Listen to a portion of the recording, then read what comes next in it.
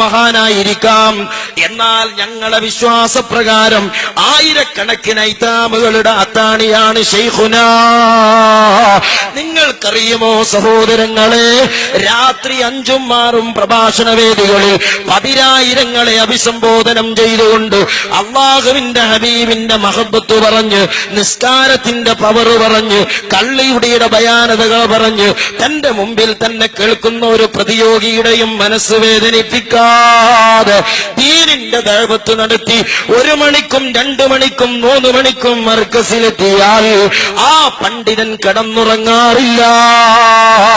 മർക്കസിൽ പഠിച്ച ഞങ്ങളാണടോ അത് പറയേണ്ടത്.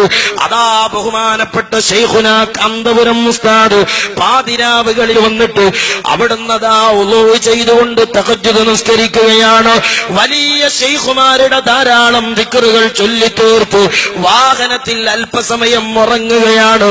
ഈ രാജ്യത്ത് കാന്തപുരം ഉസ്താദിന്റെ മാംസം പറിച്ചെടുത്ത് തെരുവ് കലാപ കലുഷിതമാക്കുന്ന ആളുകളോ കാന്തപുരം ഉസ്താദിനെ തെറി പറഞ്ഞ് രാത്രി കൂർക്കം വലിച്ചുറങ്ങുമ്പോൾ സമുദായത്തിന്റെ നീറുന്ന ചിന്തകൾ മനസ്സിൽ സൂക്ഷിച്ചുകൊണ്ട്, സമുദായത്തിന്റെ നവോത്ഥാന പ്രവർത്തനങ്ങളെ കുറിച്ച് ചിന്തിച്ചുകൊണ്ട് പാതിരാവിൽ ഈ രാജ്യത്തിന്റെ തെരുവിലൂടെ നിരന്തരമായി യാത്ര ചെയ്യുന്ന ഒരു പണ്ഡിതന്റെ വാഹനമുണ്ടോ? അഭിവന്യരായ ഞങ്ങളുടെ ഗുരുവര്യര്, അഖിലേന്ത്യാ സുന്നി ജമിയത്തുൽ ഉലമയുടെ കാര്യദർശി, ഇന്ത്യൻ മുസൽമാന്റെ നവോത്ഥാന പടനായകൻ, അത് ശൈഖുനാ കാന്തപുരം എ.പി. അബൂബക്കർ മുസ്ലിയാരാ. അത് മനസ്സിലാക്കിക്കോളേ. ഞങ്ങൾക്കെന്താ എ.പി. ഉസ്താദിനെ പറ്റി ഒരു ആത്മീയമായ പവറിൽ ഞങ്ങൾക്ക് കിനാ കണ്ടൂടെ? അതിന് എങ്ങായിമാരെ ചേളാരിത്തെ ടിക്കറ്റിന് കാത്തുങ്ങൾക്ക് നടക്കങ്ങൾക്ക് മനസ്സിലായോ? ഞങ്ങൾ മഹാന്മാർക്ക് CM വലിയുള്ളായി എന്താണ് അങ്ങോട്ടും ഇങ്ങോട്ടും അല്ലേ?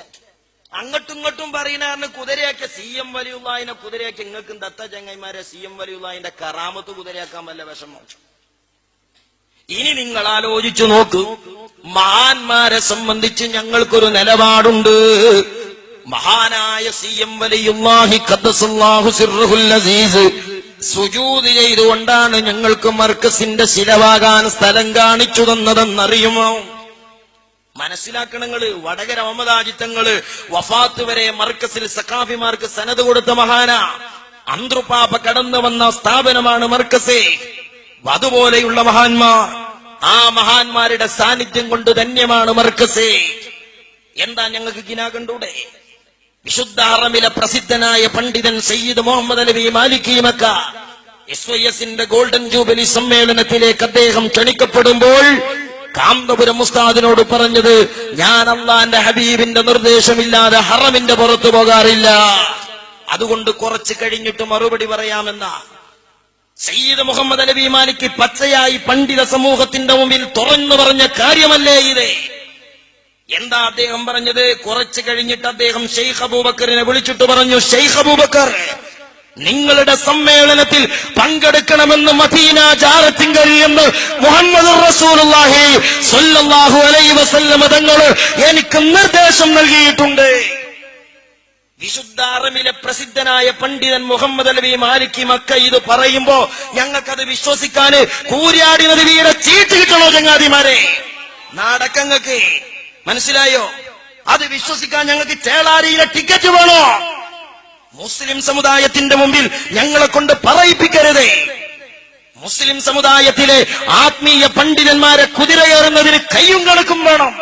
കേറിക്കോളിയും കാലകി കാരണം. അതേ ഞങ്ങൾക്ക് പറയാനുള്ളൂ. എന്തിനൊരു പരിധി വേണം.